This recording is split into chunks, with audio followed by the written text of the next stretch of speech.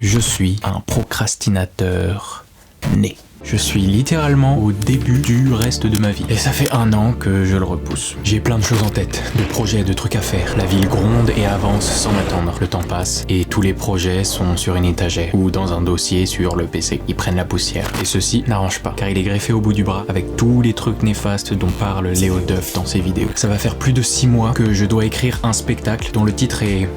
Ah, tu verras à la fin ça. Et il faut aussi surtout que j'arrive à me concentrer sur la construction du projet Astro Moon. Et ce qui est terrible, c'est que ce sont des choses que j'aimerais vraiment faire. Mais rien n'avance, car je remets toute ma vie à demain. D'ailleurs, si jamais on avait plusieurs vies, je pense que je laisserais celle-ci pour la prochaine. C'est triste. Relax, I am a cat. I have 9 lives. Il y a des jours où juste je ne fais rien, comme hier. Hier, j'avais pas la force de me réveiller, de faire quelque chose. Et je crois que du coup, il me faut une pause. Et il faut que je m'ennuie. Prendre du recul, mais genre vraiment hit the brakes, tu vois. Genre... Et si, dans la vidéo précédente, on a appris que je faisais plein de trucs, et bien tous ces trucs, c'est surtout ma curiosité qui m'amène à les faire un peu. Je kiffe trop, puis je me perds et je fais autre chose. Et la seule raison pour laquelle j'arrive à finir certains trucs, c'est la contrainte. J'ai monté une maison de création artistique appelée Astro Moon. L'idée de ce projet de vie, c'est de faire en sorte que mes productions et celles de mes potes puissent voir le jour, pour ensuite atteindre tes yeux et tes oreilles à toi, quoi. Comme je l'ai encore dit dans l'épisode précédent, j'ai peur. J'ai peur, donc j'avance pas, je remets à demain, je me réfugie dans du travail pour d'autres personnes, je fais autre chose. Et ça, c'est ce que moi j'appelle la procrastination productive. C'est quand tu fais quand même un truc, mais c'est pas vraiment ce qui était prévu à la base. Tu fuis quoi. Depuis 1 an, je fuis. Et comme une des premières productions qu'on va pouvoir faire avec Astro Moon, c'est un spectacle, je l'écris pas, je fuis. Et du coup, comment on fait quand on procrastine et que toute ton imagination et ta réflexion disparaît car le cerveau est trop stimulé par tout ce qui t'entoure. Parfois, je sais pas si t'as la même vision que moi, je me dis que si quelqu'un me mettait sur une île déserte, avec rien d'autre que ce qu'il me faut pour avancer, je ferais enfin ce que je devais faire. Oui, c'est une drôle de vision, mais t'as l'idée. Bref, on va essayer de combattre cette procrastination ensemble et faire en sorte que le cerveau refasse fonctionner les machines de l'imagination, là. C'est marrant parce que je parle de mon cerveau comme si c'était quelqu'un de l'extérieur. Hey, mon cerveau, tu veux bien faire ton truc s'il te plaît ?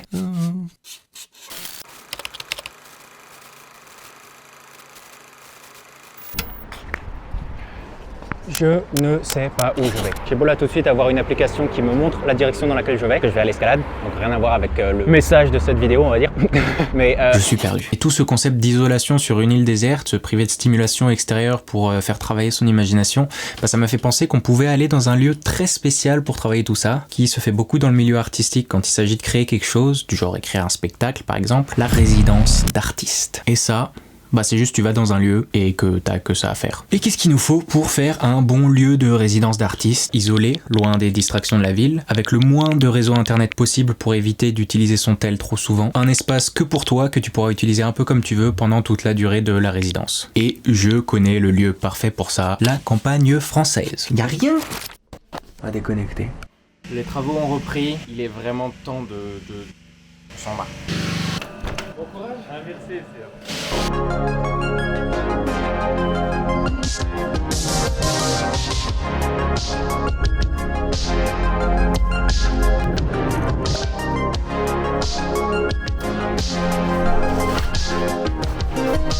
Ça y est. Je suis dans la maison de mon grand-père, au milieu de nulle part, prêt pour écrire un spectacle. Je suis content d'être ici, faut que je me force à m'ennuyer pour pouvoir écrire. Parce que tu vois, il y a ce truc quand tu t'ennuies, tu fais rien, donc t'as envie de faire quelque chose. Et puis surtout, ça laisse de la place là-dedans. Là, j'ai 4 gros objectifs pendant cette résidence de création. Et le plus important, écrire le... Deuxième, travail sur Créabot. Troisième, Patreon de Astro Moon. Quatrième, court-métrage Icar. En attendant, on va aller se doucher, on va aller se coucher. C'est le premier jour. Combien de temps j'ai dormi? Beaucoup. C'était pas prévu, mais je crois que j'avais du sommeil à rattraper.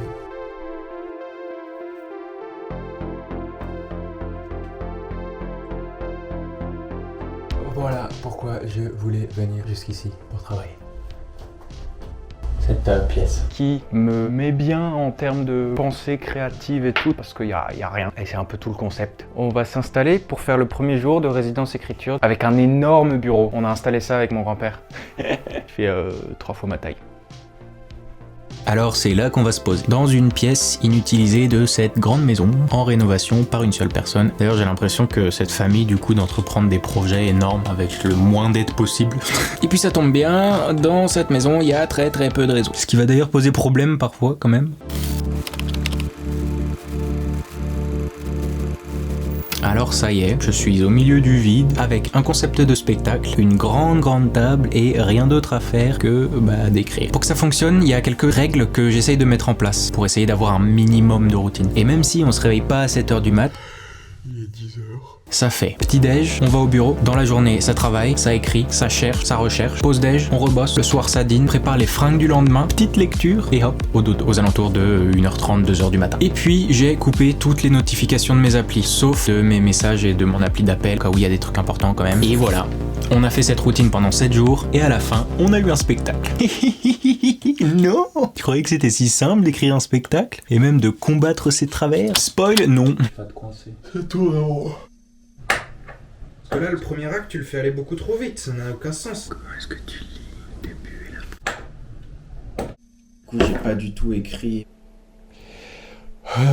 Complètement idiot. Je sais pas exactement si c'est la bonne manière de faire ou pas. Là, j'ai un poids de malade sur l'abdomen. Je suis en train de faire n'importe quoi. Il y a un petit souci. Et tout changer. I don't know. C'est difficile. Et loin de là. Parce que le truc, c'est que même dans ce contexte, avec ces règles, mon foutu cerveau a réussi à me jouer des tours. C'est dire si je suis matrixé. Et il est grave arrivé des moments où je me retrouve quand même, tant bien que mal, à chercher du réseau partout dans la maison. Et un peu comme un idiot, j'agitais le bras pour espérer choper une barre de 4G, histoire de regarder une vidéo de Lena Situation. Faut pas se laisser faire. Parce que ouais, mon cerveau, en train de se sevrer, ne comprenait pas pourquoi je le privais, même de musique. La musique, c'est un peu radical, mais bon. Malgré tout ça, le changement d'environnement aide quand même. J'écris mon spectacle, ça prend le temps. J'ai d'abord commencé en définissant l'univers de celui-ci. C'est un monde dystopique dans lequel est créée une flotte de voyageurs spatiaux qui découvrent des systèmes planétaires éloignés et on suit un bout d'histoire de l'un d'entre eux sur une planète perdue. Est-ce que ça te choque qu'on parle d'espace dans un spectacle que je fais? Non, je crois pas. On est sur quelque chose d'un petit peu plus science-fiction, un petit peu plus science-fantasy. C'est ma grande sœur qui a dit ça. On était en live sur la chaîne de La Libellule. C'est trop bien comme manière de lire. J'ai ensuite essayé d'écrire le déroulé de la pièce, définissant des actions et à peu près ce que je voulais dire. J'ai pas réussi à tout trouver. Et le déroulé qui aurait dû me permettre d'écrire tout le texte de la pièce en me guidant n'a pas pu être fini. J'aurais pu prendre plus de temps pour l'imaginer et vraiment bien le construire, mais faut dire que mes jours étaient comptés. C'est pas une phrase qu'on dit quand on va mourir, ça? Parce que oui, je me laisse qu'une semaine pour écrire le spectacle, parce que je travaille mieux dans le rush. Il me faut une contrainte, quoi! Et je dois avoir le premier brouillon de texte à la fin de ma résidence, lundi, j'ai 7 jours.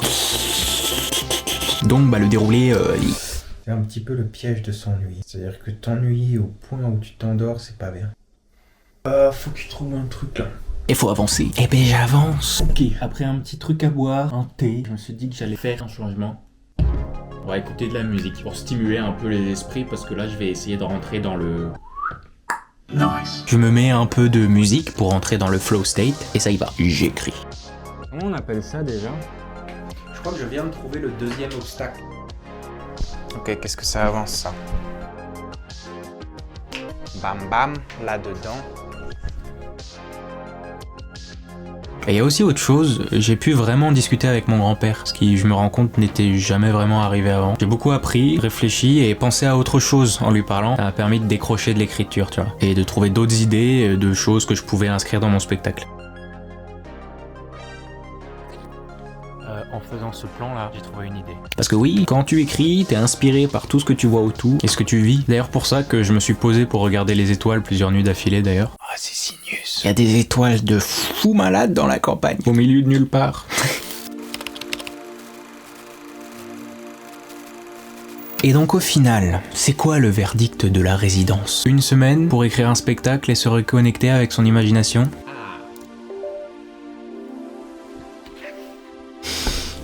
Ben oui, j'ai réussi à écrire la première version de ma nouvelle pièce.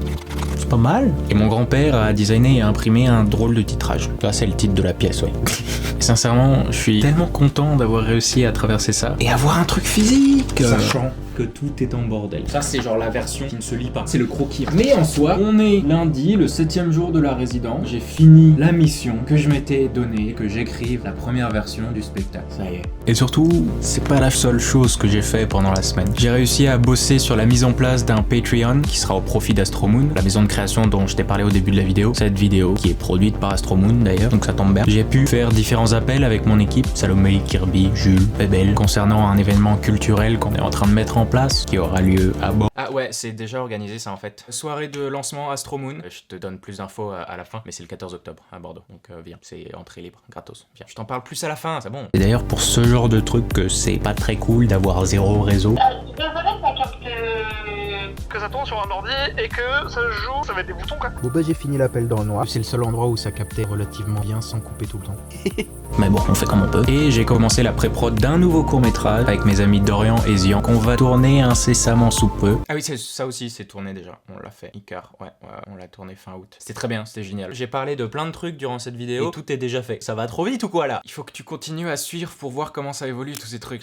Je sais pas quoi te dire. Ça va plus vite que je n'imagine. Continue à soutenir quoi. Abonne-toi, tout ça, la cloche, comme d'hab quoi. Je vois quoi te dire. Et puis, pour le coup de truc de fou, j'ai fini les livres que je traînais depuis super longtemps. Parce que quand tu lis tous les soirs, tu rentres dedans et tu redécouvres la joie de la lecture, comme quand t'étais enfant.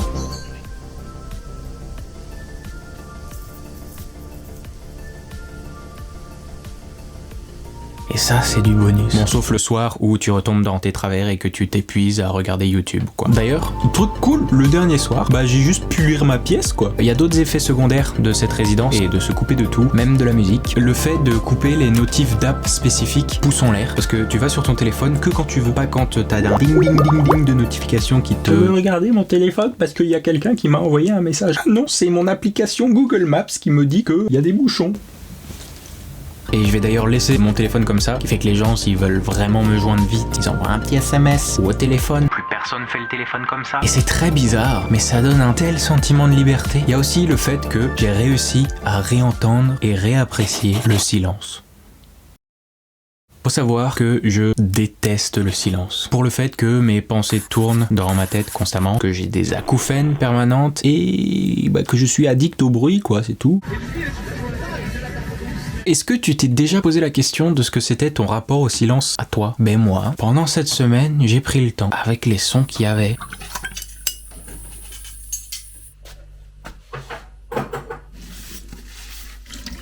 Ça peut paraître bizarre comme idée, mais le fait de se laisser dans le silence transforme chaque petit bruit en un événement et me permet de me reconnecter avec l'instant présent et le concret pour mettre sur pause toutes mes angoisses qui font que je ne vais pas avancer et me saboter tout seul, me disant que je n'ai aucune idée de ce que je suis en train de faire. Et c'est d'ailleurs ce qui s'est passé avec cette vidéo, que j'aurais dû sortir plus tôt, mais je l'ai pas fait, c'est comme ça. Mais du coup, toute cette expérience m'a réappris à apprécier le silence et à l'accepter surtout. Ce qui fait que j'espère que j'aurai moins peur plus tard quand il faudra que je bosse sur des choses qui nécessitent que j'éteigne mon téléphone sans musique, sans vidéo YouTube, sans live Twitch qui tourne en fond. Dans un lieu où il se passe vraiment pas grand chose, j'ai écrit ma pièce de théâtre. Bon, il y a des trucs à retravailler dedans, le texte est clairement en mode brouillon, mais bah, le fait de finir ce premier manuscrit, qui est genre pas du tout un manuscrit c'est quand c'est à la main. Là c'est pas à la main, comment on dit quand c'est pas à la main? Le fait de finir cette première version m'a clairement redonné la force de rebosser, de me dire que c'est possible de faire des trucs. Et puis je suis si content quand c'est fait ces trucs, donc pourquoi tu le fais pas? Le cerveau humain est quand même très chiant, hein. On va pas se mentir non plus, j'ai pas fait ça dans la plus grande efficacité, tout simplement parce que j'ai pris le temps, parfois, de rien faire du tout. Ne rien faire, se laisser ne rien faire et ne pas culpabiliser de ne rien faire, ça pour le coup c'est très très dur pour moi. Je crois que c'est une des choses les plus importantes pour pouvoir être productif. Waouh, psychologie inversée ou c'est quoi là? Dis-toi ça, si jamais ton cerveau il veut pas faire des trucs qui lui paraissent trop compliqués ou surtout trop ennuyeux par rapport à d'autres trucs que tu pourrais faire, si jamais tu le forces à s'ennuyer, il trouvera que tout ce qui existe autour de toi sera plus intéressant que rien du tout. tout. Dont ton spectacle, dont ton dossier que tu dois écrire depuis 3 mois, dont cet appel que tu dois passer mais que tu repousses constamment, dont bah tout en fait. Et j'espère personnellement que j'arriverai à garder ça en tête pour la suite, car tu t'en doutes, il va y avoir une suite à cet épisode, pas écrire un spectacle pour ne rien en faire. Il y aura d'autres vidéos dans lesquelles je te parlerai de l'évolution de celui-ci et de nos autres projets de Astro Moon. C'est le concept en fait. On évolue, on grandit ensemble, on construit tout, let's go! Et tu vas pouvoir entendre un bout de ce texte plutôt prévu, comme je t'en ai parlé, le 14 octobre, on fait une soirée événement, ouverture, lancement de Astro Moon, soirée dans laquelle tu pourras découvrir les coulisses de toutes mes créations et de toutes les créations que je fais avec les personnes qui sont dans Astro Moon. Ça va passer par Moon, ça va passer par Ama et la machine à lune, ça va passer par Creatol, tu vas pouvoir entendre des morceaux du texte que j'ai écrit là dans cette vidéo, OMG, what? Il y aura de la musique aussi. Pendant cette soirée, il y a des exclusivités par rapport au film dont je t'ai parlé, à la suite de tout ce qu'on va créer, les costumes, tu pourras voir des pages inédites de scénarios dont je t'ai parlé dans Moon il y a 2 ans, OMG. Viens, ça va être un truc de malade, puis surtout tu pourras découvrir le collectionneur d'étoiles. C'est comme ça qu'elle s'appelle la pièce. Ça va trop vite ou quoi là? Les politiques à la télé qui débattent? Je fais toujours la même blague, j'ai l'impression. Mais ça, c'est que pour les gens qui me regardent en live. Si jamais tu me regardes pas en live, t'as pas l'impression que je fais toujours la même blague. C'est vrai que c'est vrai. On est tous même sur moi. Tous même sur moi. Je ne comprends pas pourquoi